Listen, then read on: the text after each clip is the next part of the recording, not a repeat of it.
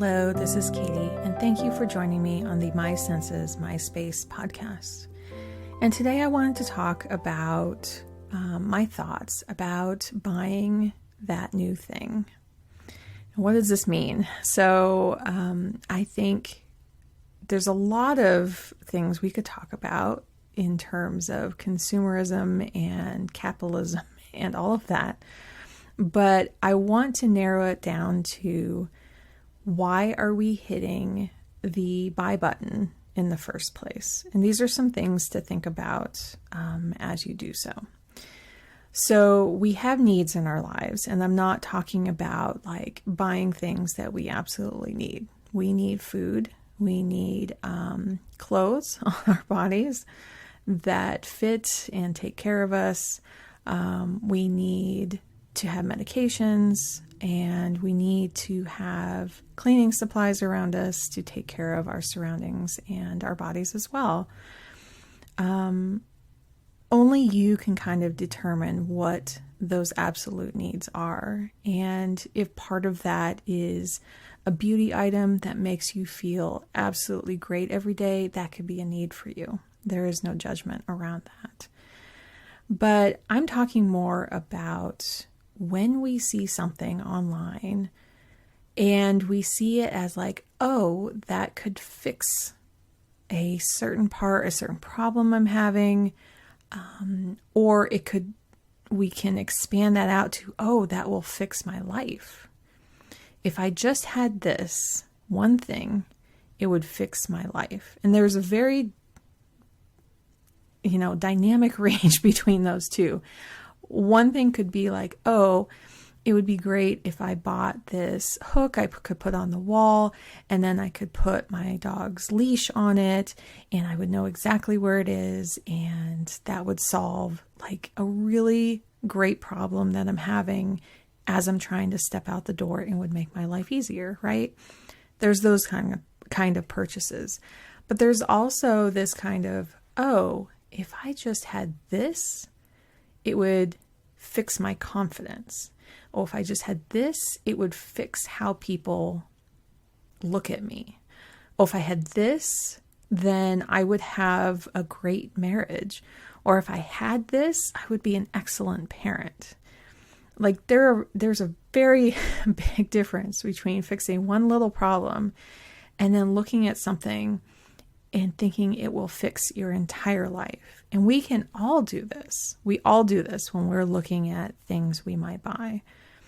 And it doesn't matter what the item is. It really doesn't. What we see in that moment and what we've taken in enough messaging from that product in terms of it can do this, it can do this. And then we start developing these feelings of, oh yeah, because it does all of this, it would fix so many things in my life. And sometimes it can. Like we have come across products in our lives that do change things, right? Like our first really smartphone or something. And it's just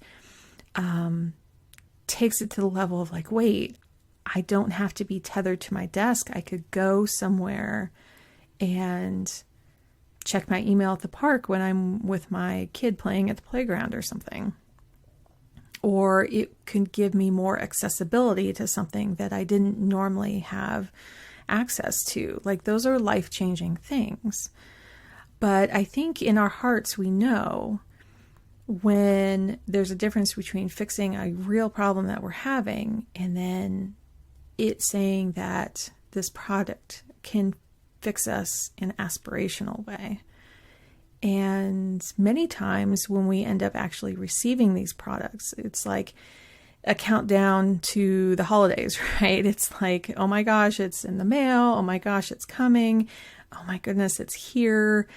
And there's so much excitement built up around that. You see like all these videos about even unboxing things to make things like really exciting when they arrive.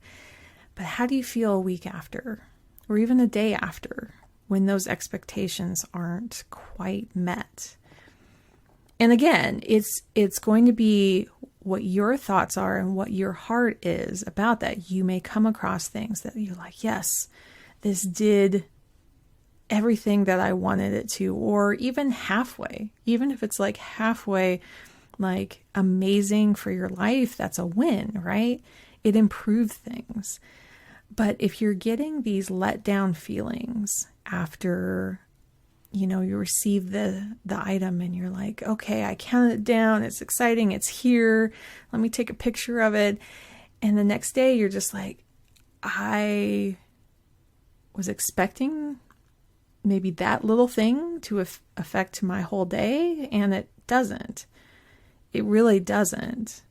And again, in your heart if this is, what that item is, what your expectations were of all of that.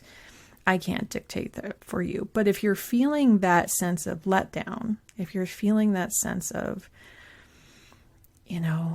my expectations were way higher for this and I feel let down again, then these are some things to consider as you're going about your day and purchasing things and thinking of, no, there's times, you can purchase something and try it out. And if it doesn't work, you can take it back.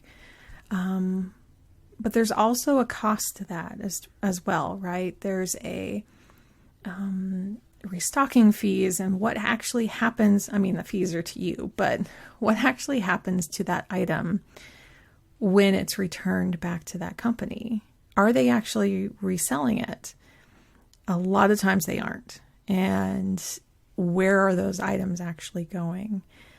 So if we can kind of look back at the cycle of, why am I buying this in the first place? Like if you find an amazing dress and you order 2 sizes and one fits you and one doesn't and you return it, like, I understand that. There are many of us who can't get to a physical store or have trouble doing so, whether mom or you have chronic illness or you have a disability or anything that keeps you from being able to do what able bodies can do. It can be very hard to buy something that you really need or that you would really enjoy. And having 2 sizes of something at home I think that's pretty typical. But then what I'm talking more about is like, okay, this widget that said it would solve a bunch of problems, and then it doesn't. That's what I'm talking about. And possibly even looking at the problem that you think it's solving. Let's look at that problem a little differently. Is it really a problem?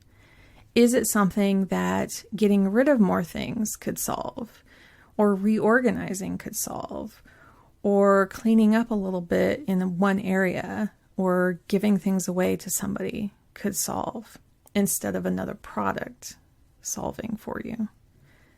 I don't know, just some things to think about and things I think about. And that's what these My Thoughts podcast subjects are all about. So thank you for joining me again today. I would love to hear what your thoughts are about this. If you had anything kind of pop in your mind, I would love to hear, because I think there is a lot of judgment around buying things. There's a lot of accessibility concerns in terms of we do need to buy things online many times because of limitations.